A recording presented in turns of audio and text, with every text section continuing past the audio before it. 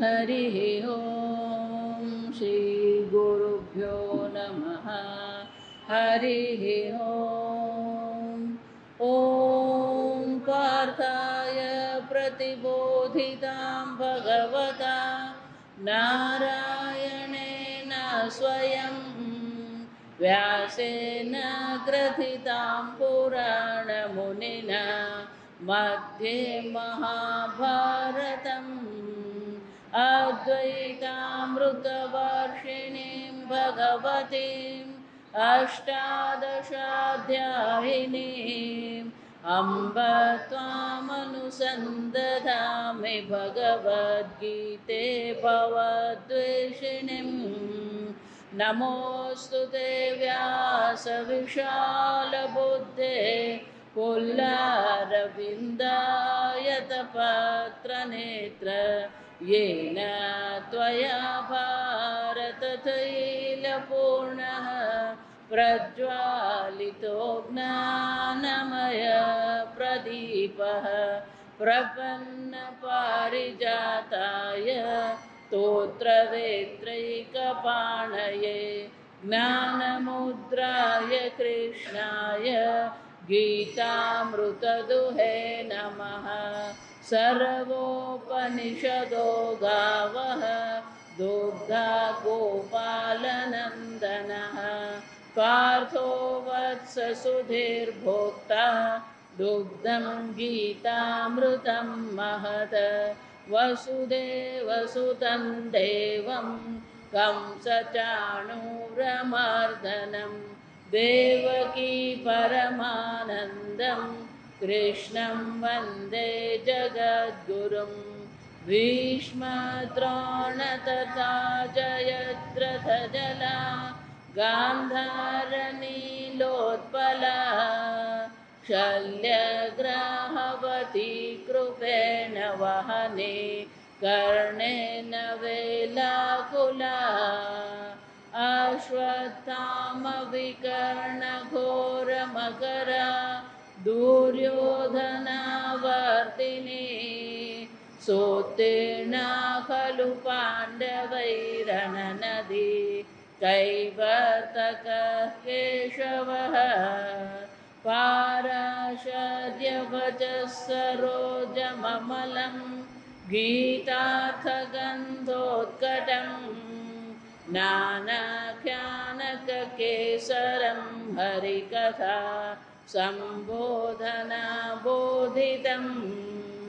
लोके सज्जनषट्पदैरहरः पेपीयमानं मुदा भूयाद्भारतपङ्कजं कलिमलप्रध्वंसिन श्रेयसे मूकं करोति वाचालं पङ्गुं लङ्घयते गिरिं यत्कृपातमहं वन्दे परमानन्दमाधवम् यं ब्रह्मा वरुणेन्द्ररुद्रमरुतः स्तुन्वन्ति दिव्यैस्तवैः वेदैः साङ्गपदक्रमोपनिषदैः गायन्ति यं सामगाः ध्यानावस्थिततद्गतेन मनसा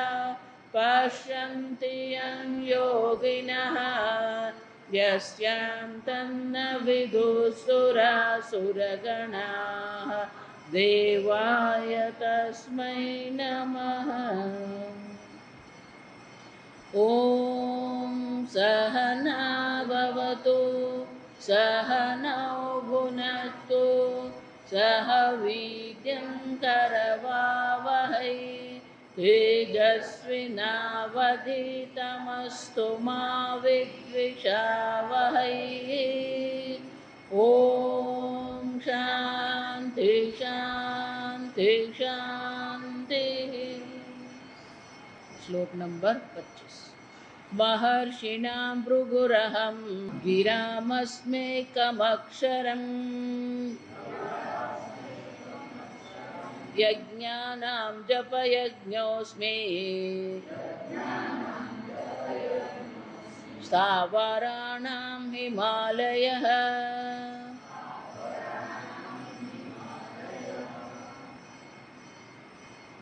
યજ્ઞાનાં જપયજ્ઞોસ્મિ સ્થાવરાણાં હિમાલયઃ. આગળ શું કહ્યું? શિખરીણામ મેરુઃ. જે શિખર છે, સ્થાવર એટલે કે જે હંમેશા એક સ્થાન પર રહેનાર છે ને સ્થાવર કહેવામાં આવે. આ વરજ પ્રત્યય છે. વરજ પ્રત્યય દ્વારા શું કહેવામાં? સ્થ એટલે બેસવું. સ્થાવર એટલે કે જે વૃક્ષોને પણ સ્થાવર કહેવામાં આવે, પર્વતોને પણ સ્થાવર કહેવામાં આવે. તો કે સ્થાવરાણામ, ત્યાં શું કીધું? શિખરીણામ મેરુઃ અહમ. અહીંયા કે છે સ્થાવરાણામ હિમાલયઃ. હિમાલય એ એક પર્વત નથી, જો સમજવાનું. હિમાલય એ પર્વતમાળા છે. પાકિસ્તાનથી શરૂ કરીને બાંગ્લાદેશ સુધી બધે શું છે? આખી એક પર્વતમાળા છે, અને હિમાલય કહેવામાં આવે. અને પર્વતમાળા કેવી છે? સ્થાવર, જગ્યા બદલતી નથી. જો સમજ, એક જ સ્થાન પર સ્થિર રહેનારી જે છે, એ સ્થાન પર સ્થિર રહેનારી જે પર્વતમાળા છે, એ પર્વતમાળાઓમાં હિમાલય હું છું. જા. અને એટલે શંકરાચાર્યજી કહે છે સ્થિતિમતામ. સ્થિતિમતામ એટલે કે એક જ સ્થાન પર રહેનાર જે છે, આ પર્વતમાળા આખી છે. હિમાલય તમે જાઓ ને પછી ખબર પડે.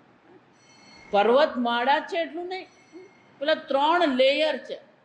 ઋષિકેશ જઈએ, ઉત્તરકાશી જઈએ, પછી એનાથી ઊંચા છે પર્વતો, અને એનાથી પણ ઊંચા પર્વતો છે. આમ પર્વતમાળા આખી છે, અને પર્વતમાળામાં 3 લેયર છે. જો આ સમજ. ખરેખર તો ભારત દેશ આપણે જેને કહીએ ને, એ અલગ હતો. અને જ્યારે પૃથ્વી ખસી ખસીને શું થયું? એ જ્યારે ચીનના ભાગ સાથે અથડાય, ત્યારે 2 ભાગ જમીનના અથડાયા, ત્યારે શું થયું? આજે આખો દરિયાનો ભાગ હતો એ શું થઈ ગયો? ઊંચો થઈ ગયો, અને પર્વતમાળા બની ગઈ. હિમાલય પર્વતમાળા છે. અને એટલે ભગવાન કહે છે સ્થાવરાણામ હિમાલયઃ. કેમ? હિમાલય એ દેવભૂમિ છે. હિમાલયને શું કહેવામાં આવે? દેવભૂમિ કહેવામાં. અનેક દેવતાઓ ત્યાં છે, અનેક તપસ્વીઓ છે, અનેક પ્રકારથી ત્યાં સાત્વિકતા છે. અને એટલે ભગવાન કહે છે આ હિમાલય પણ હું જ છું. કેમ? પ્રાધાન્યતઃ, મુખ્યતઃ. સર્વ સ્થાવર એટલે કે સર્વ પર્વતમાળા તો હું જ છું, પણ એ બધામાં વિશેષ કરીને કોણ હું છું? વિશેષ કરીને હિમાલય હું છું. એટલું જ નહીં, આગળ અશ્વત્થ સર્વવૃક્ષાણામ દેવર્ષીણાં ચ નારદઃ ગંધર્વાણાં ચિત્રરથઃ સિદ્ધાનાં કપિલો મુનિઃ. અશ્વત્થ સર્વવૃક્ષાણામ, સર્વ વૃક્ષોમાં અશ્વત્થ વૃક્ષ હું છું. અશ્વત્થ એટલે આપણો પીપળો. પીપળાને શું કહેવામાં આવે? અશ્વત્થ. ભગવાન કહે છે સર્વ વૃક્ષો જે છે એમાં પીપળો હું છું. આ સમજવા જેવું. વૃક્ષો શ્રેષ્ઠ છે. ભાગવતમાં વેણુ ગીત વખતે શ્રી કૃષ્ણ ગોપ બાળોને કહે છે સર્વ યોનિઓમાં શ્રેષ્ઠ યોની આ વૃક્ષ યોની છે. અને એટલા માટે આ વૃક્ષોની આપણે રક્ષા કરવી જોઈએ. આ વૃક્ષો આપણી રક્ષા કરી રહ્યા છે, એ વૃક્ષોની આપણે શું કરવી જોઈએ? રક્ષા કરવી જોઈએ. એટલું જ નહીં, આ વૃક્ષો જે છે એ પોતાનું સર્વસ્વ બીજા માટે અર્પણ કરે, બીજા માટે ઉપયોગી છે. એના મૂળ જોઈએ, એની છાલ જોઈએ, એના થડ જોઈએ, એના પાંદડા જોઈએ, ફૂલ જોઈએ, ફળ જોઈએ. આ બધી વસ્તુ કેવી છે? બીજા માટે ઉપયોગી છે, પરોપકારી છે. અને એટલે ભગવાન કહે છે કે આ જગતમાં સૌથી પરોપકારી કોઈ યોની હોય તો આ વૃક્ષ છે. એ સર્વસ્વ પોતાનું આપે છે. એટલું જ નહીં, એ સર્વનો ઉપકાર કરીને સર્વની રક્ષા કરી રહ્યા છે. અને એટલા માટે આ વૃક્ષોની આપણે રક્ષા કરવી જોઈએ. આ શ્રેષ્ઠ યોની છે વૃક્ષ. જા વિચાર. ત્યાં ભગવાન આ પર્યાવરણની ચર્ચા કરે છે કે આ સંપૂર્ણ જગતમાં જે પર્યાવરણ જે છે, જે સંતુલન જે છે, એ સંતુલન કોને કારણે છે? વૃક્ષોને કારણે.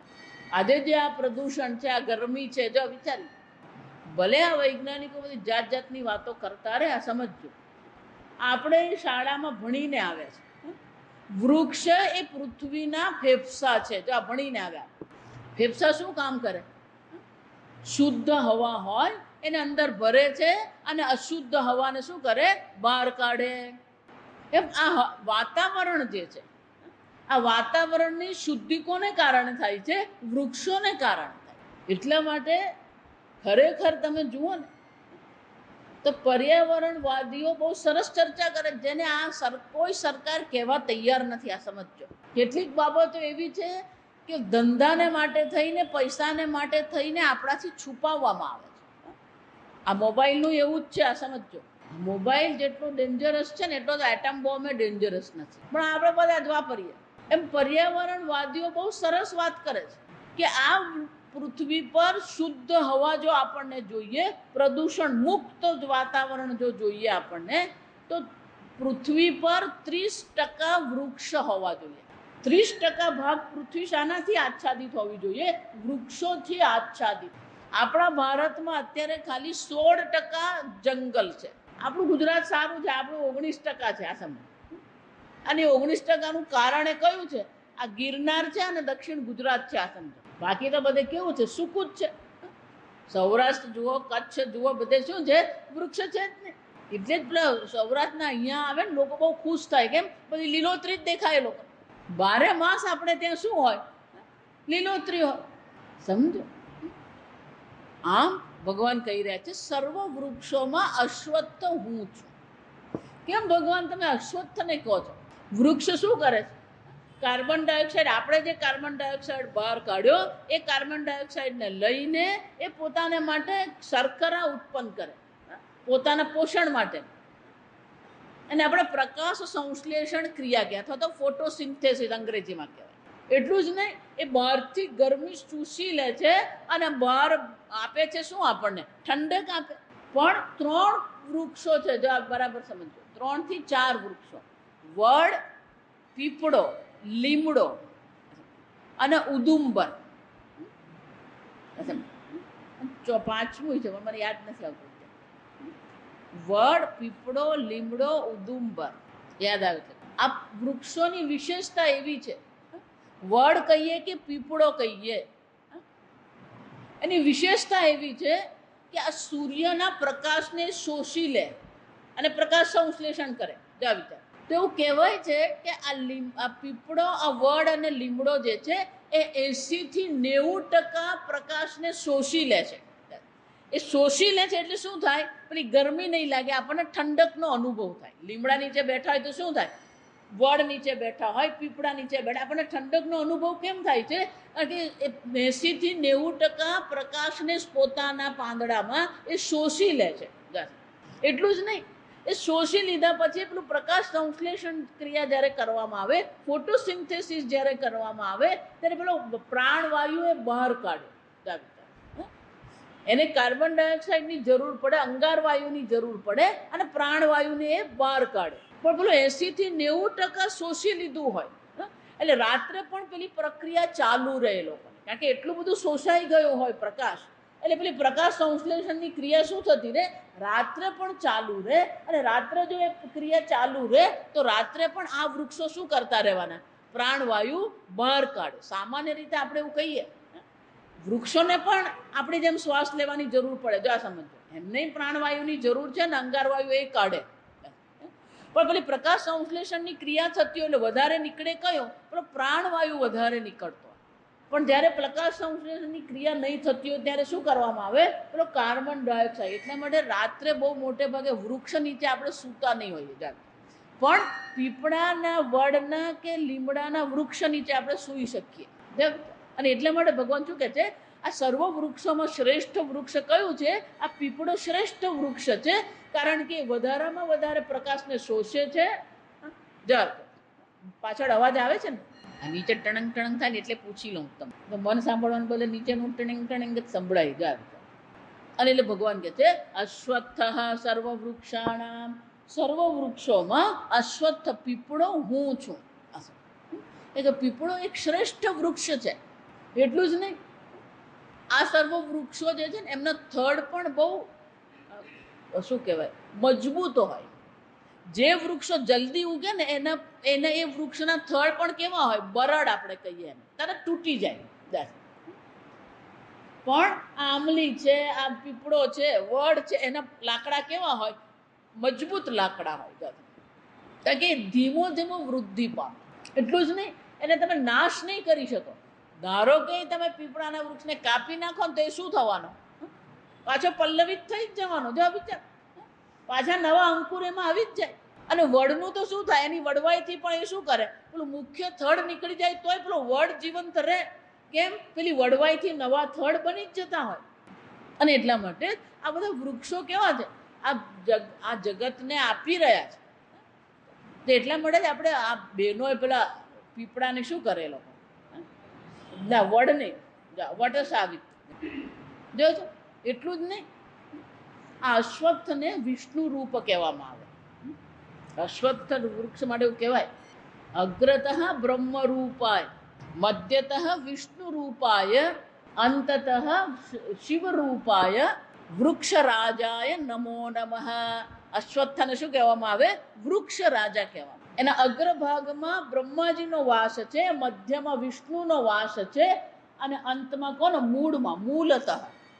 મૂળમાં શું છે? મૂલતઃ શિવ રૂપાય. મૂળમાં શિવ ભગવાનનો વાસ. એવું પૂછતા ને, ભગવાન દેખાતા નથી, આમાં તો સામે પડેલું દેખાતું નથી, ભગવાન તો પછીની વાત છે. જાશે આપણે જ મૂકીએ ને આપણે જ ભૂલી જઈએ.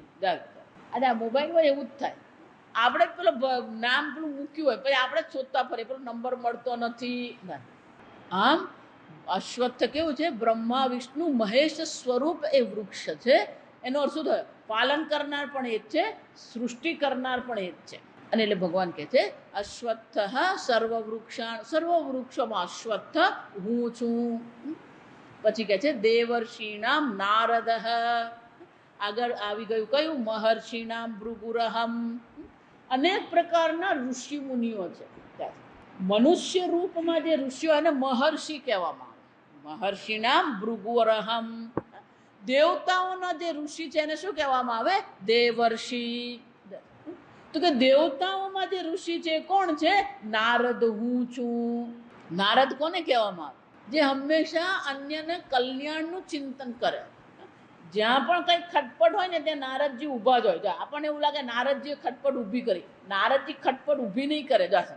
જ્યાંય કંઈક મુશ્કેલી આવે તો કોણ હાજર હોય? નારદજી હાજર હોય. પેલો વાલિયો ડાકુ હતો, એનું કલ્યાણ કોણે કર્યું? નારદ મુનિ. પેલો ધ્રુવને પણ જ્યારે રાજ છોડીને જંગલમાં ધ્રુવ ગયો, ત્યાં એમને કોણ મળ્યું? નારદજી મળ્યા. નારદજીએ મંત્ર આપ્યો, આ મંત્રનો જપ કરતા રહેજો, ઓમ નમો ભગવતે વાસુદેવાય. નારદ એટલે તે સર્વનું કલ્યાણ કરનાર. નારદ એ ભગવાનના માનસ પુત્ર છે. એમનો જન્મ નથી થયો, જો આપણી જેમ એમનો જન્મ નથી. કેવા છે? માનસ પુત્ર કહેવામાં આવે. બ્રહ્માજીના મનમાંથી જ આ નારદજી ઉત્પન્ન થયા. અને નારદજી સ્વભાવથી જ વૈરાગ્યવાન છે, ભગવાનના મહાન ભક્ત છે. જ્યાં જાય ત્યાં શું કરતા રહે? નારાયણ નારાયણ. આપણે ઘરથી બહાર નીકળીએ ને, જો અમારે તો બા એવું જ કરતા, ગાડી ચાલુ ચાલે નારાયણ નારાયણ કરે. કોઈ પણ કામ કરવું હોય 4 વાર નારાયણ બોલીને કરવાનું, બધું કામ થઈ જાય. આ સમય નારાયણ નારાયણ નારાયણ નારાયણ. આમ એ ભગવાન નારાયણના શ્રેષ્ઠ ભક્ત છે નારદજી. અને એટલે ભગવાન કહે છે દેવર્ષિઓમાં આ નારદ હું છું. બ્રહ્માજીએ જ્યારે સૃષ્ટિ કરી તો એમના મનમાંથી આ નારદજી ઉત્પન્ન થયા અને સપ્તર્ષિ ઉત્પન્ન થયા. સપ્તર્ષિ જે છે એ પણ કોણ છે? આ ભૃગુ, વશિષ્ઠ, આ પુલસ્ત્ય, અત્રિ, અંગીરા, આ બધા કોણ છે? માનસ પુત્ર છે, ઋષિ મુનિ. એટલે બ્રહ્માજીએ વિચાર કર્યો કે હું આ ઉત્પન્ન કરું અને પછી એ લોકોને કહું કે હવે તમે પ્રજોત્પત્તિ કરો અને પ્રજાનો પ્રચાર પ્રસાર કરો. પણ નારદજીને ઉત્પન્ન કરે. નારદજી તો નારાયણ નારાયણ કરતા ચાલતા પકડી જશે. એટલે બ્રહ્માજીને થયું કે આ તો બધું ખોટું થઈ ગયું. પછી સનકાદિ 4 ઋષિ મુનિઓને ઉત્પન્ન કર્યા. એમને ભેટો થયો નારદજીનો. નારદજી એમને નારાયણ નારાયણ કરતા કરી દીધા, તપસ્વી બનાવી દીધા. એટલે બ્રહ્માજીને આવ્યો ગુસ્સો. જો આ સમય કેમ આ નારદજી મારી સૃષ્ટિ થવા દેતા નથી? પેલા સનકાદિને પણ શું કરી દીધા? આપણી ભાષામાં કહે શું કે ભાઈ બાબા બનાવી દીધા. એટલે બ્રહ્માજીએ નારદજીને શ્રાપ આપ્યો, કોઈ પણ સ્થાન પર ગોદોહન કાળથી વધારે તમે ટકી શકો નહીં. એટલે આપણે શું કરતા ફરે? પણ નારદજી ફરતા રહે છે, પણ એમણે શ્રાપને પણ આશીર્વાદ બનાવી દીધો. જ્યાં જાય ત્યાં શું કરી રહ્યા છે? સર્વનું કલ્યાણ કરે છે. જ્યાં શંકર અને પાર્વતીના લગ્નમાં પણ એવું જ છે. આ સમજો, નારદજી ત્યાં ગયા હતા. આમ દેવર્ષિઓમાં નારદ હું છું. ભગવાન કે છે આ નારદ મારું સ્વરૂપ. નારદ ભગવાનનો અવતાર કહેવાય. આ સમજો, વ્યાસજી ભગવાનનો અવતાર છે, નારદ પણ શું છે? ભગવાનનો અવતાર છે. આપણે 10 અવતાર ગણીએ ને, પણ ભગવાનનો 24 અવતાર છે. આગળ કે છે ગંધર્વાણામ ચિત્રરથ. અનેક પ્રકારની ભગવાને યોનિઓ બનાવી છે. એમાં દેવતાઓ છે, યક્ષ છે, આપણે જોઈ ગયા. એ જ રીતે આ ગંધર્વ પણ એક યોનિ છે. ગંધર્વ એટલે જે સંગીત નૃત્ય કળામાં જે શ્રેષ્ઠ છે એને ગંધર્વ કહેવામાં આવે છે. એમાં 2 પ્રકાર, મનુષ્ય ગંધર્વ અને દેવ ગંધર્વ. ગંધર્વાણામ ચિત્રરથ નામ ગંધર્વ અસ્મિ. આ ચિત્રરથ નામનો ગંધર્વ ભગવાન કે છે હું છું. ચિત્રરથ એ છે તે સંગીત નૃત્યમાં કેવા હતા? કુશળ, નિપુણ હતા. સ્વર્ગમાં પણ જે સંગીત છે, નૃત્ય છે, આ બધામાં કોણ છે? આ ગંધર્વ છે. જો એટલા માટે આપણે ત્યાં પેલી સંગીતની સંસ્થાને ગંધર્વ સંસ્થા કહેવામાં આવે. અને એટલે ભગવાન કહે છે આ ગંધર્વ જ્યાં સંગીત નૃત્ય કળા બધું જ, પછી એમાં ચિત્રકામ ને બધું જ આવી જાય. સમજો, અને કોઈ પણ પ્રકારની જે કળા જે છે એ કળાના કુશળ કોણ છે? આ ગંધર્વ યોનિ. એ શંકરાચાર્યજી કહે છે દેવર્ષિણામ નારદ. તો કે ઋષિ કોને કહેવામાં આવે? ઋષિત્વમ પ્રાપ્ત મંત્રદર્શિત્વાત. ઋષિ કોને કહેવામાં આવે? ઋષંતિ જાનંતિ ઇતિ ઋષય. જેને ભગવાનના આશીર્વાદ છે, ભગવાનની કૃપાથી મનમાં જેમની તપશ્ચર્યાને કારણે આ મંત્રોનું સ્ફુરણ જેને થાય છે. વેદના જે મંત્રો જે છે એ વેદના મંત્રોનું સ્ફુરણ આ બધા ઋષિ મુનિઓને થયા. આ ગાયા એટલા માટે તમે જો, આ કોઈ પણ હોય ને તો પેલા દેવતા કોણ છે એવું કહેવામાં આવે, પછી ઋષિ કોણ છે એમ કહેવામાં આવે. આ તો વિષ્ણુ સહસ્રનામ વાંચો તો એમાં પણ આવે દેવતા વિષ્ણુ, ઋષિ વ્યાસ. જબ ગાયત્રીના ઋષિ કોણ છે? વિશ્વામિત્ર એ ગાયત્રીના ઋષિ છે. એનો અર્થ શું થયો? વિશ્વામિત્રને એમના તપશ્ચર્યા દરમિયાન આ ગાયત્રી મંત્રનું સ્ફુરણ થયું. અને એટલે કહેવાય ને મંત્રદર્શિત્વાત, મંત્ર દ્રષ્ટારહ એવું કહેવામાં. જેમને આ મંત્રના દર્શન થયા હતા. જેમ દેવતાઓના દર્શન થાય એમ કોના દર્શન થાય? આ મંત્રના દર્શન એમને થયા. અને એટલા માટે કોને શું કહેવામાં આવે?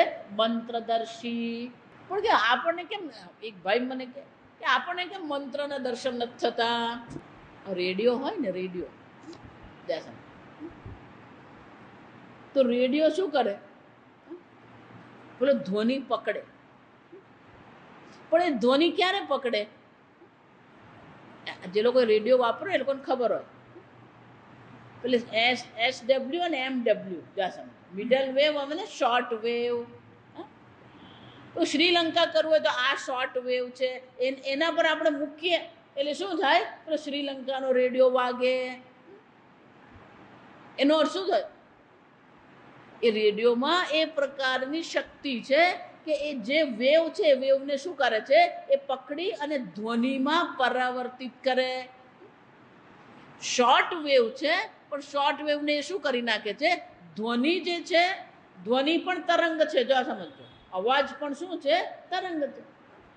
તો પહેલા આ રેડિયો સ્ટેશન જે હોય એ લોકો શું કરે? પહેલા ધ્વનિને એ લોકો શોર્ટ વેવમાં પરિવર્તિત કરે, અને પછી રેડિયો શું કરે? એ શોર્ટ વેવને ફરીથી પાછા ધ્વનિમાં રૂપાંતરિત કરે. એનો અર્થ શું? એટલે આપણે એને ફાઇન ટ્યુનિંગ કહીએ. આ શબ્દ વાપરતા આપણે ટ્યુનિંગ કરવું એટલે શું છે?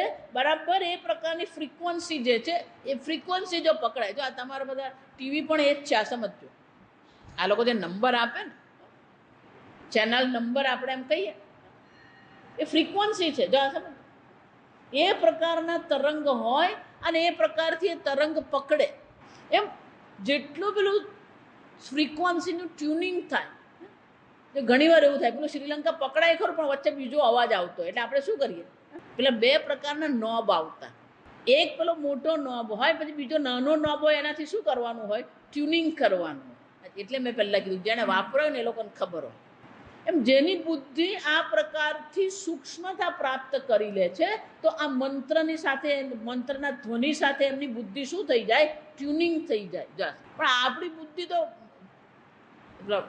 રમેશભાઈ ઉજા છે બહુ સરસ કહે, જાશે પેલો ઘર લે ને, પછી ઘરમાં સોફા સેટ હોય, બેડરૂમ સેટ હોય, ડાઇનિંગ ટેબલ સેટ હોય, આ બધા સેટ હોય ઘરમાં. પછી કે પણ પતિને પત્ની જ સેટ નહીં થતા હોય. એમ આપણી બુદ્ધિ પણ એ પ્રકારથી શું થવી જોઈએ, સેટ થવી જોઈએ. જો સમજો, એ ટ્યુનિંગમાં સેટ થાય તો આપણને નહીં સમજો, પણ આપણી બુદ્ધિ સેટ થાય જ નહીં. જો સમજો, આપણામાં એકાગ્રતા આવતી જ નથી. એને માટે શું કરવું પડે, એકાગ્રતા કેળવવી પડે, મનને શાંત કરવું પડે. આપણું મન શાંત રહે જ નહીં. આ ઘણી વાર તમે જુઓ ને તો પેલા ઊંઘમાં પેલો બબડતો હોય, એનો અર્થ શું થયો, પેલો ઊંઘમાં એનું મન શાંત નથી. ઊંઘમાં કેટલાય વિચારો ચાલ્યા જ કરતા હોય. આમ જેનું મન અત્યંત શાંત છે, અત્યંત સાત્વિક છે અને એકાગ્ર હોય, તો પછી એનું મન આ મંત્રોના ધ્વનિ સાથે શું થાય, ટ્યુનિંગ થઈ જાય અને એમને મંત્રોના દર્શન થાય. પણ એવું મન ક્યારે મળે, વર્ષો સુધીની તપશ્ચર્યા કરી હોય તો એ પ્રાપ્ત થાય. આપણા તો પેલી અડધી માળા નહીં કરે એટલે ખોલીને જોઈએ ભગવાન આવ્યા કે નહીં. ગઈકાલ કીધું, એ નિષ્ઠા ક્યાં છે આપણામાં? જપ કરવાની નિષ્ઠા છે આપણામાં? જપ કરવો એટલે પછી એ જપ જ કરવાનો. પણ આપણે તો જપ કરીએ ને ત્યારે કે બીજું જપ થઈ જતું હોય ભેગું. એ નિષ્ઠા આવવી જોઈએ. ઋષિ મુનિઓને આ મંત્રના દર્શન થતા હતા, એ મંત્રનું સ્ફુરણ થતું હતું, કારણ કે એમની બુદ્ધિ એટલી સૂક્ષ્મતા પ્રાપ્ત કરી હતી. જેટલી તમારી બુદ્ધિ સૂક્ષ્મ, આ કઠોપનિષદમાં આવવાનું જ છે. આ બ્રહ્મ વિદ્યા કોને પ્રાપ્ત થાય? જેની બુદ્ધિ અત્યંત સૂક્ષ્મ છે એને બ્રહ્મ વિદ્યાની પ્રાપ્તિ થઈ શકે. અને બુદ્ધિને અત્યંત સૂક્ષ્મ બનાવીએ તો શું કરવું પડે, એ સૂક્ષ્મ વિષયોનું ચિંતન આપણે કરીએ. સ્થૂળ વિષયોનું ચિંતન કરીએ તો બુદ્ધિ કેવી હોવાની, સ્થૂળ જ હોવાની. આમ જેની બુદ્ધિ અત્યંત સૂક્ષ્મ બની ગઈ એમને આ પછી મંત્રનું સ્ફુરણ થતું હોય. એટલે શંકરાચાર્યજી કહે છે, આ ઋષિ કોને કહેવાય, મંત્રદર્શિત્વાત. મંત્રના એમને દર્શન થતા હતા, મંત્રનું સ્ફુરણ થતું હતું, એટલા માટે એમને શું કહેવામાં આવે, ઋષિ કહેવામાં આવે. મહર્ષિ છે, દેવર્ષિ છે, એ જ રીતે શું છે, રાજર્ષિ. જે ક્ષત્રિયો જે ઋષિ બની ગયા, જે ક્ષત્રિયો ઋષિ બને એમને શું કહેવામાં આવે, રાજર્ષિ કહેવામાં. અને એટલે શંકરાચાર્યજી કહે છે, આ ઋષિ મુનિઓનું બુદ્ધિ, એમનું મન અત્યંત સૂક્ષ્મ અને સંવેદનશીલ હોય, અને એટલા માટે એ લોકો આ મંત્રનું શ્રવણ કરી શકતા. પછી ગંધર્વાણામ ચિત્રરથ આપણે જોયું. એ જ રીતે સિદ્ધાનામ કપિલો મુનિ. સિદ્ધ પુરુષો પણ આ જગતમાં છે. સિદ્ધ પુરુષ કોને કહેવાય, એટલે શંકરાચાર્યજી કહે છે, જન્મના એવ ધર્મ જ્ઞાન વૈરાગ્ય ઐશ્વર્ય અતિશયમ પ્રાપ્તાનામ સિદ્ધાનામ. સિદ્ધ પુરુષ એ છે કે જન્મથી જ એમના મનમાં વૈરાગ્ય છે, જ્ઞાન છે. આપણને 80 વર્ષે વૈરાગ્ય નહીં થયા સમય. અહીંયા શું કહી રહ્યા છે, જન્મથી જ છે. જન્મથી જ જેમના મનમાં ધર્મ પ્રત્યે પ્રેમ છે, જેમને જ્ઞાન પ્રત્યે પ્રેમ છે, જે વૈરાગ્યવાન છે. જો પહેલો શબ્દ કયો છે, ધર્મ. આ જ અઘરું છે આપણા માટે. ગમે એટલું આપણે એમ કહીએ કે ધર્મનું પાલન કરવું જોઈએ, પણ કેટલું ધર્મનું પાલન થાય છે? માતાજી થોડું તો જૂઠું બોલવું જ પડે. જન્મથી જ જે ધર્મનિષ્ઠ છે, જન્મથી જ જે જ્ઞાનનિષ્ઠ છે, જન્મથી જ જે વૈરાગ્યવાન છે, એટલું જ નહીં, ઐશ્વર્ય. ઐશ્વર્ય એટલે શું છે, અન્ય પર શાસન કરવાનું સામર્થ્ય. અતિશયમ, અતિશયમ એટલે શું છે, અત્યંત સૂક્ષ્મતા. ત્યાં પૂર્ણ જ્ઞાન વૈરાગ્ય જન્મથી જ જેમને પ્રાપ્ત છે એને સિદ્ધ પુરુષ કહેવામાં આવે. અને એટલે ભગવાન કહે છે, સિદ્ધાનામ કપિલો મુનિ. આ સિદ્ધ પુરુષોમાં કપિલ મુનિ હું છું. કેમ કે કપિલ મુનિ એ ભગવાનનો જ્ઞાન અવતાર છે. આ સમય ભગવાન અનેક પ્રકારના અવતાર, ધર્મનો અવતાર જેને આપણે કહીએ એ રામ ભગવાન છે, આનંદનો અવતાર કહીએ એ કૃષ્ણ ભગવાન છે. એ જ રીતે ધર્મનો અવતાર જે છે, અનેક પ્રકારના અવતાર. એમાં જ્ઞાનનો અવતાર કોણ છે? આ કપિલ મુનિ એ જ્ઞાનનો અવતાર, જ્ઞાન અવતાર કહેવામાં. જન્મથી જ એ સિદ્ધ પુરુષ હતા. કંદર્પ અને દેવહૂતિની તપશ્ચર્યાથી એમને કપિલ મુનિની પ્રાપ્તિ થઈ. કેટલાય વર્ષો સુધી તપશ્ચર્યા કરી દેવહૂતિ અને કંદર્પે, ત્યારે એમને કપિલ મુનિના પુત્ર રૂપે પ્રાપ્ત થયા. એ કપિલ મુનિ પણ ભગવાનનો અવતાર છે. અને એટલે ભગવાન કહે છે મુનિઓમાં, જો આ સમજો, ઋષિ દેવર્ષિઓમાં નારદ હું છું, મહર્ષિઓમાં ભૃગુ હું છું, મુનિઓમાં કપિલ મુનિ હું છું. જો સિદ્ધાનામ મુનિ, આ સિદ્ધ પુરુષમાં કપિલ મુનિ હું છું. મુનિ કોને કહેવામાં આવે? મનનશીલ મુનિ, જે મનન કરવા માટે જેની બુદ્ધિમાં સામર્થ્ય છે. મનન કરવું એટલે કે એક વિષયને પકડીને એના પર જ ચિંતન કરવું, એને મનન કહેવામાં આવે. આ શબ્દ મનનશીલ મુનિ. ગલગોટો એમ કહીએ તો પછી ગલગોટા પર જ શું કરવામાં આવે? મનન કરવા. અઘરું છે આપણા માટે. આપણે પેલા વિષયો શું કરતા રહીએ? એક જ વિષય પર લાંબા સમય સુધી ચિંતન કરવું એને મનન કહેવાનું. અને મનન કરવાનું જેનું સામર્થ્ય છે એને શું કહેવામાં આવે? મુનિ. કેમ? કારણ કે કપિલ મુનિએ શું કર્યો? સાંખ્યવાદનું પ્રવર્તન કર્યું. કપિલ મુનિ આપણને શું આપ્યો? આ સાંખ્યવાદ. સાંખ્યવાદમાં પુરુષ અને પ્રકૃતિની ચર્ચા છે. સાંખ્યવાદમાં આ જગતને 24 તત્વોનું બનેલું બતાવવામાં આવ્યું. આ જગત કેટલા તત્વોનું બન્યું છે? 24 તત્વો. એ સાંખ્યવાદમાં જ આ 3 ગુણોની ચર્ચા છે, સત્વ, રજ અને તમો ગુણની ચર્ચા. 5 મહાભૂત, 5 વિષય, 5 જ્ઞાનેન્દ્રિય, 5 કર્મેન્દ્રિય. એટલું જ નહીં, મહત તત્વ, અહમ તત્વ, અવ્યક્ત અને પ્રકૃતિ. પ્રકૃતિમાંથી પછી મહત તત્વની ઉત્પત્તિ થઈ, મહત તત્વ અવ્યક્તની ઉત્પત્તિ થઈ, અવ્યક્તમાંથી જ મહત તત્વ, મહત તત્વમાંથી અહમ તત્વ, અહમ તત્વમાંથી પંચ મહાભૂત જાત. આમ આ 24 તત્વોની ચર્ચા સાંખ્યવાદમાં કરવામાં આવી છે. અને એ સાંખ્યવાદની રચના કોણે કરી? આ કપિલ મુનિએ કરી. અને જન્મથી જ કેવા હતા? એ સિદ્ધ પુરુષ હતા. અને એટલે ભગવાન કહે છે સર્વ સિદ્ધાનામ, સિદ્ધ પુરુષોમાં કપિલ મુનિ હું છું. પછી આગળ કહે છે, આપણે બધાને જ ખબર છે, સમુદ્ર મંથન કરવામાં આવ્યું. દેવતાઓ અને દાનવોએ શું કર્યું? સમુદ્રમાંથી અમૃત કુંભની પ્રાપ્તિ કરવા માટે શું કરવામાં આવ્યું હતું? સમુદ્ર મંથન કરેલું. પણ અમૃત કુંભ નીકળે એ પહેલા અનેક પ્રકારની સંપત્તિઓ નીકળી હતી. કેટલા? 14 રત્ન. એની ચર્ચા હવે ભગવાન કરે છે હવે પછીના શ્લોક. ઉચ્ચૈ શ્રવસમશ્વાનામ, ઉચ્ચૈ શ્રવસમશ્વાનામ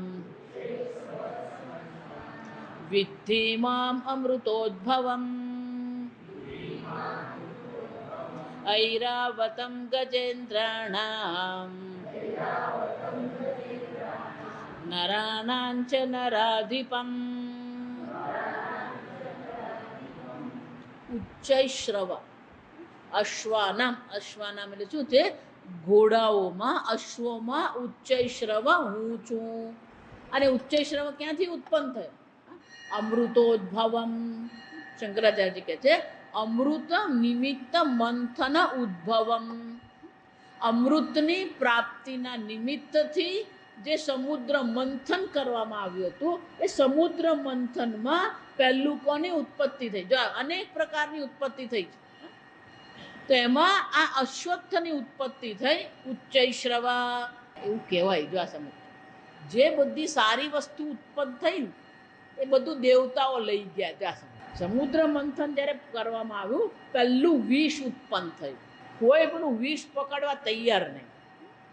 શંકર ભગવાન આવ્યા અને શંકર ભગવાને શું કર્યું? એ વિષ ગ્રહણ કર્યું.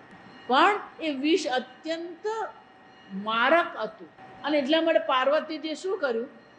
એમનું ગળા કંઠને દબાવી દીધું. એટલે પેલું કંઠમાં અટકી ગયું વિષ, શરીરમાં ઉતર્યું નહીં. અને એટલે ભગવાનને શું કહેવામાં આવે? નીલકંઠ. એને હલાહલ વિષ કહેવામાં આવે. એને શું કહેવામાં આવે? હલાહલ વિષ. પછી આ ઘોડો ઉત્પન્ન થયો, એ ઘોડો પણ દેવતાઓ લઈ ગયા.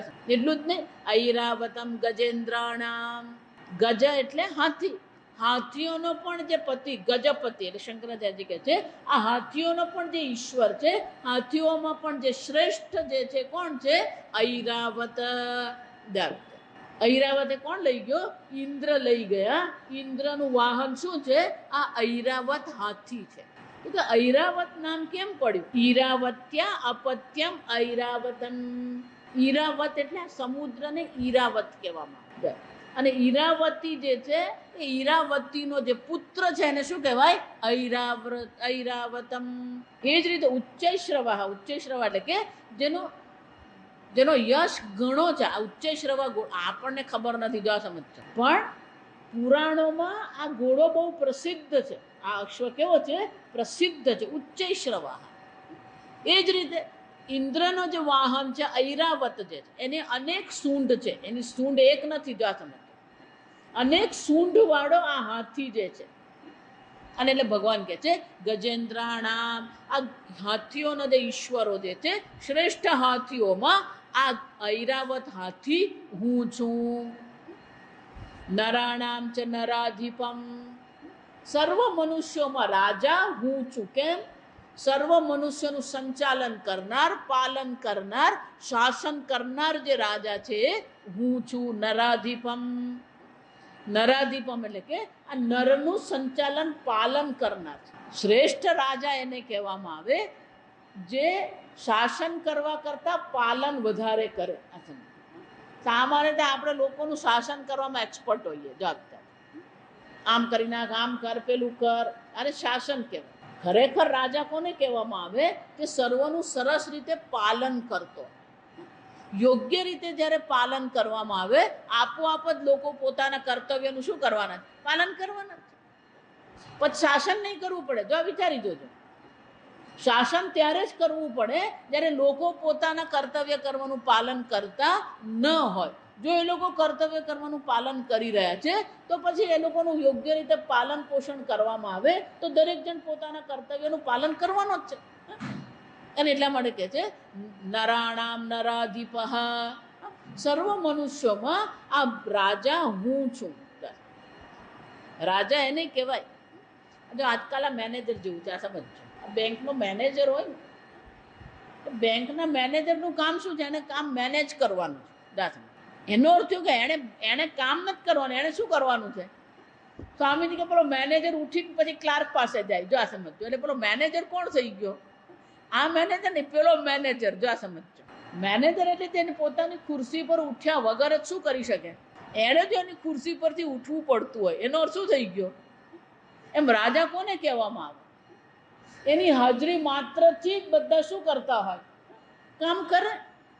આગળ આવશે શંકરાચાર્યજી દ્રષ્ટાંત આપશે કે રાજા જેમ બેઠો હોય, જ્યાં રાજા આવીને બેસે એટલે આપોઆપ બધું શું થવા માંડે? સંચાલન થવા જ માંડે. મંત્રી મંત્રીનું કામ કરે ને વિત્ત મંત્રીનું કામ કરતા જ હોય. જો રાજાએ કશું કરવાનું નહીં હોય. યુદ્ધમાં પણ રાજા લડવા નહીં જાય. લડવા કોણ જાય? પેલો સેનાપતિ જાય. જો સેનાપતિ જો મરી ગયો તો પછી રાજાએ જવું પડે, બાકી રાજાએ યુદ્ધ કરવાનું નહીં હોય. એટલે શંકરાચાર્યજી એક જગ્યાએ કહે છે કે પેલો સેનાપતિ જીતીને આવ્યો હોય પણ કોણ જીતેલું કહેવાય? સેનાપતિ હારીને આવે તો કોણ હારેલું કહેવાય? રાજા હારેલું. કે શાસન કરનાર કોણ છે? રાજા છે. જો અને એટલે ભગવાન કહે છે નરાણામ નરાધિપમ, રાજાનામ સર્વ મનુષ્યોમાં તું મને રાજા જાણ. કેમ? સર્વનું પાલન પોષણ કરનાર એ રાજા છે અને એ રાજા હું છું. કેમ? કે હું પણ કોણ છું? સર્વનું પાલન પોષણ કરનાર, શાસન કરનાર હું છું. જેમ હું સર્વ સંપૂર્ણ વિશ્વનું પાલન પોષણ અને શાસન કરું છું, એમ સર્વ મનુષ્યોનું શાસન કરનાર આ રાજા છે ને એટલા માટે રાજા હું છું. આગળ આયુધાનામ અહમ વજ્રમ ધેનુ નામ અસ્મિ કામધુક પ્રજનશ્ચાસ્મિ કંદર્પઃ સર્પાણામસ્મિ વાસુકિઃ. આયુધાનામ, અહમ વજ્રમ. એટલે શંકરાચાર્યજી આપણને યાદ દેવડાવે છે. જેટલું પણ અહીંયા ચર્ચા વિભૂતિની છે ને બધી વિભૂતિઓનો સંબંધ પુરાણ સાથે છે. આ સમજો, પુરાણ ખબર હોય ને તો આ બધી વિભૂતિ આપણને ખબર પડે. ઐરાવત કોને કહેવામાં આવે, વજ્ર કોને કહેવામાં આવે, એ બધાને સંબંધ ક્યાં છે? પુરાણની કથા સાથે છે. એટલે શંકરાચાર્યજી આપણને પેલી કથાઓ યાદ કરાવે. જો આયુધાનામ અહમ વજ્રમ દધીચી અસ્થિ સંભવમ વજ્રમ. ઇન્દ્ર આદિને દાનવો પરેશાન કરતા હતા, હેરાન પરેશાન કરી નાખ્યા. પેલા અસુરનું નામ શું હતું મને યાદ નથી. એ અસુર મરતો, અનેક પ્રકારના આયુધોથી એને મારવામાં આવતો હતો, પણ એ પાછો જીવંત થઈ જતો. અનેક આયુધોથી એને માર્યો, પણ એ પાછો શું થાય? જીવંત જ થઈ જતો. એટલે કોઈકે એવું કહ્યું કે આ મનુષ્યના અસ્થિમાંથી જો વજ્ર બનાવવામાં આવે, એનાથી એને મારવામાં આવે તો એ જ થાય. કોણ હાડકા આપે? જો વિચાર. એટલે દેવતાઓ કોની પાસે ગયા? આ દધીચી મુનિ પાસે ગયા, જે તપશ્ચર્યા કરતા, સિદ્ધ પુરુષ હતા. અને દેવતાઓ જઈને કીધું કે તમારી પાસે અમે કંઈક માંગવા આવે. એ દધીચી મુનિ કહે કે શું માંગી રહ્યા? તો કે અમને એવું કહેવામાં આવ્યું છે કે જેણે ખૂબ તપશ્ચર્યા કરી છે એવા તપસ્વીના અસ્થિથી જ આ અસુરનો નાશ થઈ શકે. અને દધીચી મુનિએ કહ્યું કે ભલે જો આ સંસારનું કલ્યાણ થતું હોય તો સંસારના કલ્યાણ કરવા માટે હું મારું અસ્થિને પણ આપવા તૈયાર. અને તરત એમણે શું કર્યો? ત્યાં ને ત્યાં એમણે પોતાના સંકલ્પથી જ દેહ ત્યાગ કરી દીધો. દધીચી મુનિએ કહ્યું હું દેહ ત્યાગ કરું છું, આ દેહના હાડકામાંથી તમે શું બનાવો? વજ્ર બનાવો. આમ દધીચી મુનિના અસ્થિમાંથી શાની રચના કરવામાં આવી? આ વજ્રની રચના કરવામાં આવી. એ વજ્ર એ ઇન્દ્રનું આયુધ છે. પેલું ઇન્દ્ર ઘોડોય લઈ ગયો ને, હાથી લઈ ગયો ને, આ વજ્ર બધું ઇન્દ્ર પાસે આટલું બધું છે ને. એટલે એમ નહીં માનતા કે બહુ શાંતિથી રહે છે. માણસ પાસે જ્યારે વધારે આવે ને ત્યારે મુશ્કેલીઓ ઘણી આવે. બીજી કેમ? હંમેશા વધારે જેમ આવતું જાય ને એમ આપણે સ્પર્ધા કરતા જઈએ, સરખામણી કરીએ. પેલા પાસે કેટલું છે ને મારી પાસે કેટલું છે. જેમ વધારે આવે ને એમ આપણે સરખામણી કરતા જઈએ. અને જ્યાં સરખામણી હોય ને ત્યાં સ્પર્ધા થાય, અને જ્યાં સ્પર્ધા હોય ને ત્યાં ઈર્ષ્યા આવે. આ નિયમ છે. આ સમજ. સરખામણી કરીએ એટલે પછી શું થવાનું? એ સ્પર્ધા થવાની જ છે. અને સ્પર્ધા થઈ એટલે શું થવાનું? બીજા પાસે જો મારા કરતાં વધારે હોય તો એના પ્રત્યે મારા મનમાં શું આવવાનું? ઈર્ષ્યા આવવાની જ છે. એટલે એવું કહેવાય છે કે ઇન્દ્ર અત્યંત ઈર્ષ્યાળુ છે. ઇન્દ્ર ભલે દેવ છે પણ એનામાં શું છે? ઈર્ષ્યાળુ છે. એ બીજાના ઉત્કર્ષને સહન કરી શકતો જ નથી. એટલા માટે અહીંયા કોઈ ધારો કે 100 વર્ષનો યજ્ઞ કરે, કોઈ તપશ્ચર્યા કરે, એ સહન નથી કરી શકતો. અને એટલે શું કરે? કોઈને કોઈ અપ્સરાને મોકલી આપે, એને તપોભંગ કરે. ઇન્દ્ર શું કરે છે? કોઈની પણ સાધના કરનાર હોય એ તપોભંગ કરાવે. કેમ? કારણ કે એને એવું જ લાગે કે આ આટલું બધું પુણ્ય ભેગું કરીને મારું ઇન્દ્રનું આસન લઈ લેશે. આ વજ્ર પણ કોનું આયુધ છે? ઇન્દ્રનું આયુધ છે. આમ દધી મુનિ જે હતા એના આ પાંસળી, જો આ સમજ, એ પાંસળીમાંથી જ આ વજ્ર બનાવવામાં. અને વજ્ર દ્વારા પેલા વજ્રાસુરને મારવામાં આવે. એટલે એને અસુરને વજ્રાસુર કહેવામાં આવે. વજ્ર દ્વારા એને મારવામાં આવે. અને એટલે કહે છે આયુધાનામ અહમ વજ્રમ. સર્વ આયુધોમાં વજ્ર હું છું, શ્રેષ્ઠ આયુધ છે. ધેનું નામ અસ્મિ કામધુક. શંકરાચાર્યજી કહે છે આ કામધેનુ, દોગ્ધ્રી નામ, ધેનુ નામ, ધેનુ એટલે ગાય. સર્વ ગાયોમાં કામધેનુ હું છું. એ શંકરાચાર્યજી કહે છે વશિષ્ઠસ્ય સર્વ કામાનામ દોગ્ધ્રી સામાન્ય વા કામધુક. વશિષ્ઠ મુનિ પાસે આ કામધેનુ હતી. એકવાર વિશ્વામિત્ર, રાજા વિશ્વામિત્ર જંગલમાં ગયા, અને ત્યાં ગયા અને જંગલમાં અટવાઈ ગયા. પાછું રાજ્ય તરફ એ લોકો પહોંચી શક્યા નહીં. અને બધા સૈનિકો, રાજા વિશ્વામિત્ર, બધાને ખૂબ ભૂખ લાગી. ત્યાં એમણે વશિષ્ઠ મુનિનો આશ્રમ જોયો એટલે ત્યાં ગયા. એટલે વશિષ્ઠ મુનિએ કહ્યું વાંધો નહીં, નદી કિનારે જઈને હાથ પગ મોઢું ધોઈ સ્નાન કરીને ફ્રેશ થઈને, આપણી ભાષામાં શું કહેવાય, ફ્રેશ થઈને આવો એટલે ભોજન તૈયાર થઈ જશે. એટલે બધા ગયા, સ્નાન કરીને પાછા આવ્યા તો ભોજન તૈયાર. એટલું જ નહીં, સ્વાદિષ્ટ જ નહીં, એની સુગંધ પણ એટલી જ સરસ હતી.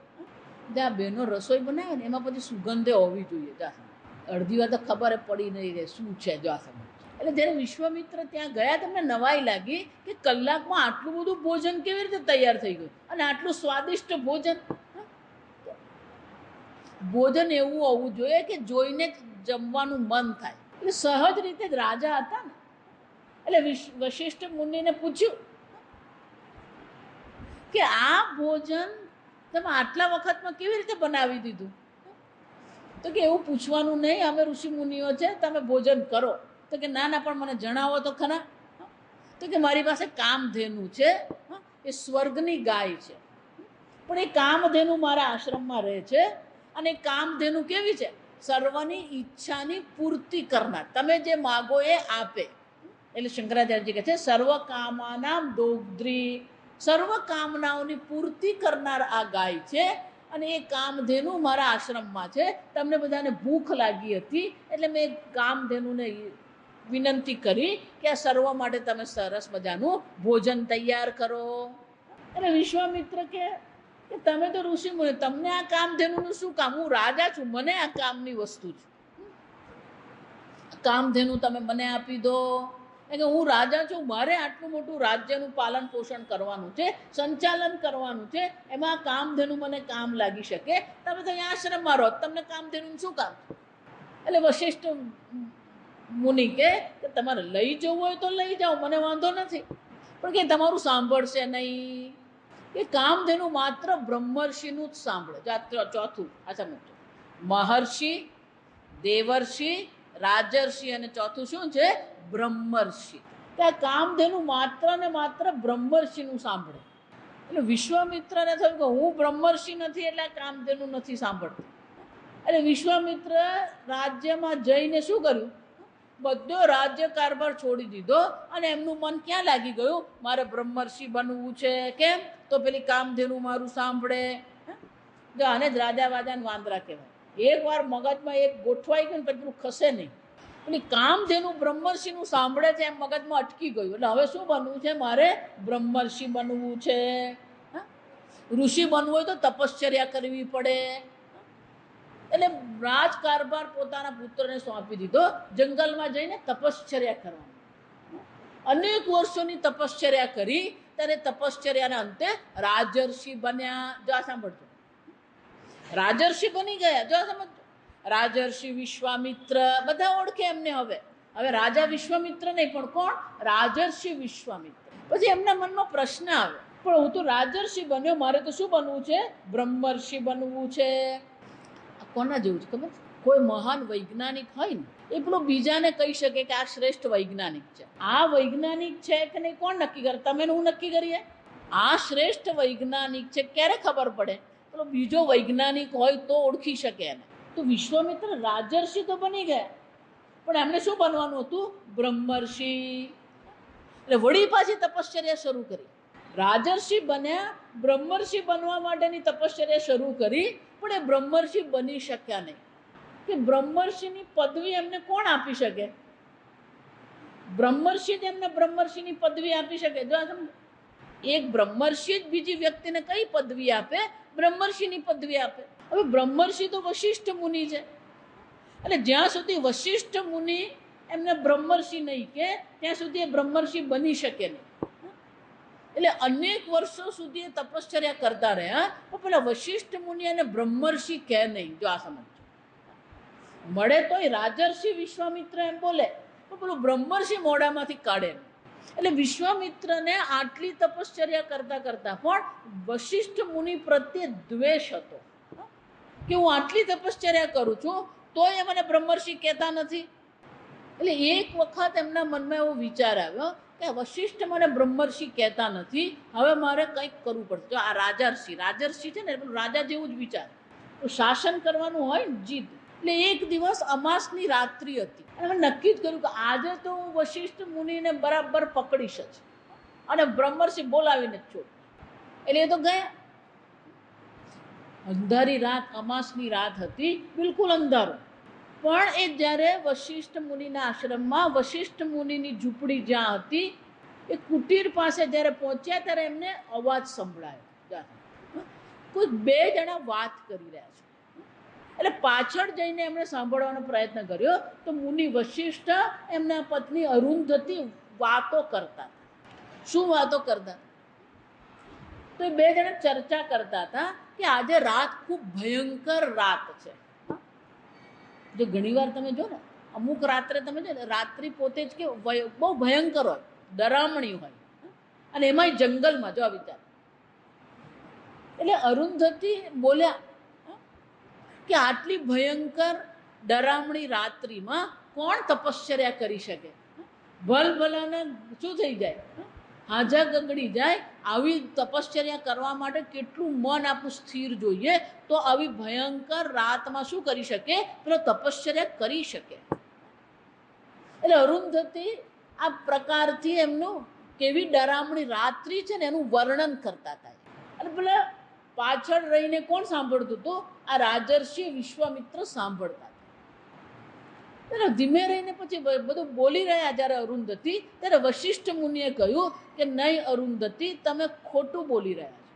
એક જણ છે જે તપશ્ચર્યા કરી શકે. આવી ભયાનક રાત્રિમાં પણ, આવી ડરામણી રાત્રિમાં પણ એક જણ છે જે આ તપશ્ચર્યા કરી શકે. કે ખરેખર તે કે હા, મને બિલકુલ ખાતરી છે કે એક જ વ્યક્તિ છે જે આવી ડરામણી રાત્રે પણ તપશ્ચર્યા કરી શકે. એટલે અરુંધતીના મનમાં આશ્ચર્ય થયું કે એવું તો કોણ છે? એટલે કે રાજર્ષિ વિશ્વામિત્ર. જ્યાં પેલું રાજર્ષિ વિશ્વામિત્ર એવું નામ સાંભળ્યું, બધો એમનો અહંકાર શું થઈ ગયો? ઓગળી ગયો. એમને ખ્યાલ જ નહીં કે વશિષ્ઠ મુનિના મનમાં એમના પ્રત્યે કેટલું બધું સન્માન છે. જો વિચાર. એટલે તરત જ આગળ ગયા અને પછી વશિષ્ઠ મુનિને આવાહન કરીને પ્રણામ કરી લીધા. પણ એ રાજર્ષિ એટલા માટે કહેવાતા હતા કે હજી એમણે આયુધ છોડ્યું નહોતું.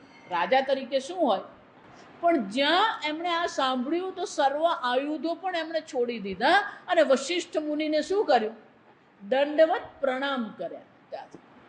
અને જ્યાં વશિષ્ઠ મુનિને એમણે દંડવત પ્રણામ કર્યા ને, ત્યારે વશિષ્ઠ મુનિ કે બ્રહ્મર્ષિ વિશ્વામિત્ર ઊભા થાવ. જાસન. કેમ?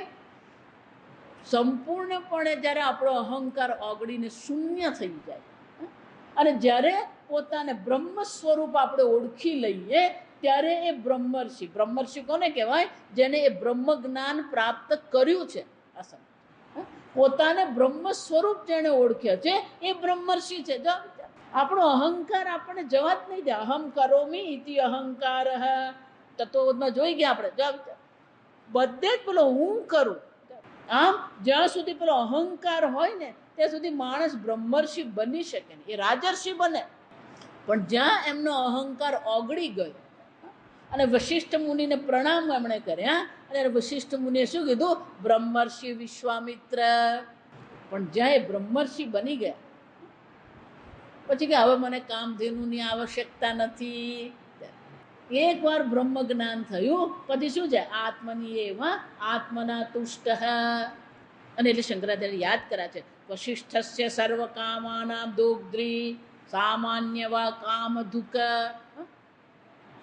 શંકરાચાર્ય કહે છે આ વશિષ્ઠ મુનિના આશ્રમમાં જે ધેનુ હતી એ કામધેનુ હતી. ભગવાન કહે છે સર્વ ધેનુના, સર્વ ગાયોમાં કામધેનુ હું છું. શંકરાચાર્યજી કહે છે સામાન્યવા. કે સામાન્યવા એટલે શું છે? આ સામાન્ય ગાય પણ કામધેનુ છે. આજકાલ આ ગાય પર અનેક પ્રકારના સંશોધન થઈ રહ્યા છે, આપણને ખબર જ નથી. ઉત્તરાખંડમાં ત્રિવેન્દ્રસિંહ રાવત જે મુખ્યમંત્રી છે, એમણે ત્યાં ગાયને રાષ્ટ્ર પ્રાણી જાહેર કર્યું. ગો હત્યાવાળા એ જ કહે છે કે એકવાર જો ગાયને રાષ્ટ્ર પ્રાણી તમે જાહેર કરી દો પછી કોઈ એને મારી શકે નહીં. જે મોર જે છે, વાઘ જે છે આપણું રાષ્ટ્ર પ્રાણી છે, એમ ગાયને પણ શું કરવામાં આવે? રાષ્ટ્રીય પ્રાણી જો જાહેર કરી દેવામાં આવે તો પછી કોઈ ગો હત્યા કરી શકે નહીં. એટલે શંકરાચાર્ય કહે છે સામાન્ય વા, આ સામાન્ય ગાય પણ ભગવાન જ છે. જો આવી કેમ? ગાયમાં 33 દેવતાઓનો વાસ છે. આ પહેલી વસ્તુ. ગાયની આસપાસનું વાતાવરણ હંમેશા સાત્વિક હોય. બીજું, ગાય અત્યંત સંવેદનશીલ હોય. જો આપણે ત્યાં વધારે લોકો ભેંસ કેમ રાખે છે? ભેંસમાં બહુ માથાકૂટ નથી. આ સમજ ગાય રાખવી જરા અઘરી છે. ગાય અત્યંત સંવેદનશીલ. જે રોજ ગાયને દોતું હોય ને, પછી બીજાને પેલી ગાય પકડવા નહીં દે, ગાય દોહન કરવા નહીં દે. જે મનુષ્ય એની પાસે જાય, જો એને ગમે ને તો એ કરવા દે. અત્યંત સંવેદનશીલ છે. એ માણસને ઓળખી શકે છે, એ માણસના મનને ઓળખે છે. જો મનમાં કોઈક પ્રકારની કચાશ હોય તો પેલી ગાય એની આજુબાજુ ફરકવા નહીં દે. અને એટલા માટે કહે છે સામાન્ય ગાય પણ જે છે એમાં કામધેનુ ભગવાન છે. ભગવાન કહે છે આ કામધેનુ હું છું. આ ગાયના જ આપણે અડાયા કહીએ. આપણે અડાયા એટલે શું છે? જે ગાયનું છાણ પડે અને કંઈ પણ કર્યા વગર એવા ને એવા સૂકવી નાખવામાં આવે ને અડાયા કહેવાય. પછી એને છાણા બનાવવામાં આવે. હવનમાં કયો? આપણે તો આજે બધું જ ચાલે. જો આ સમજો, હવન કરીએ ને ત્યારે એ હવનમાં આ ગાયનો છાણ અથવા અડાયાનો ઉપયોગ કરવામાં. એટલું જ નહીં, આ લીપણ કરવામાં આવે. પહેલાં ઘરના આ લીપણમાં રહેતા જે લોકો ગામડામાં રહ્યા હોય ને એ લોકોને ખબર હોય લીપણ કેમ કરવું. પહેલાં બધા ઘર લીપણવાળા જ હતા. જો વિચાર. એટલું જ નહીં, અત્યારે જેમ પેલા જાપાનમાં સુનામી આવ્યું અને પેલું અણુ મથક જે છે એનો આખો વિસ્ફોટ થયો. જો વર્ષો પહેલાં એટલે લગભગ 40 વર્ષ પહેલાં રશિયામાં એવો અણુ મથકમાં વિસ્ફોટ થયેલો. ચર્નોબિલ એનું નામ.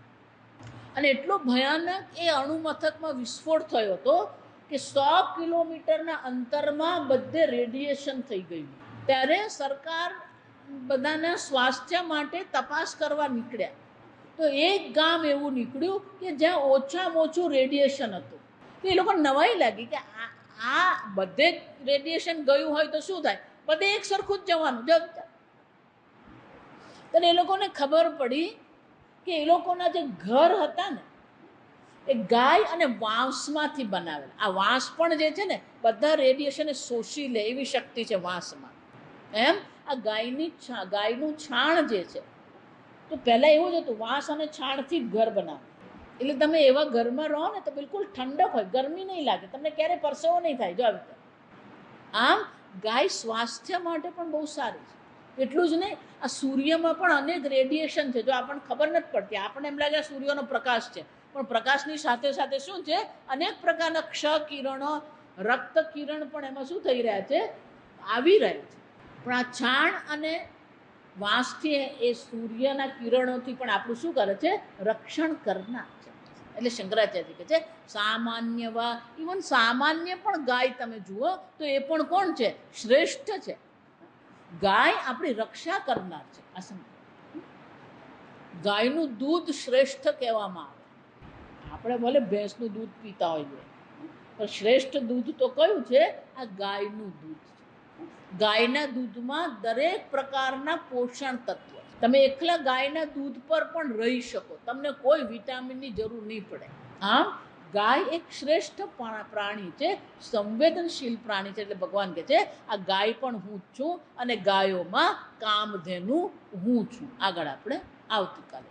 ઓમ સ્વસ્તિ પ્રજાભ્ય પરિપાલયન્તામ ન્યાયેન માર્ગેણ મહિ મહિષાઃ ગોબ્રાહ્મણેભ્ય શુભમસ્તુ નિત્યં લોકા સમસ્તા સુખિનો ભવન્તુ કાલે વર્ષતુ પર્જન્યઃ પૃથ્વી સસ્યશાલિની દેશોऽયં ક્ષોભરહિતઃ બ્રાહ્મણા સંતુ નિર્ભયાઃ ઓમ સર્વેષાં સ્વસ્તિર્ભવતુ સર્વેષાં શાંતિર્ભવતુ સર્વેષાં પૂર્ણં ભવતુ સર્વેષાં મંગલં ભવતુ સર્વે ભવन्तુ સુખિનઃ સર્વે સन्तુ નિરામયાઃ સર્વે ભદ્રાણિ પશ્યन्तુ मा कश्चित् दुःखभाग् भवेत् असतो